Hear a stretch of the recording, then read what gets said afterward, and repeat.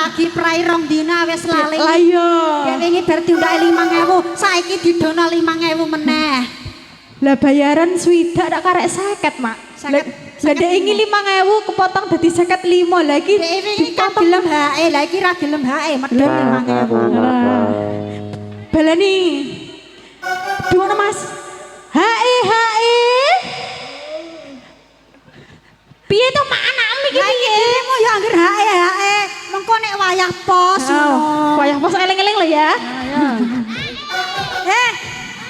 Telak iku nganu. Apa jenenge? Susah ilang karek senenge mulane sampai stres-stres.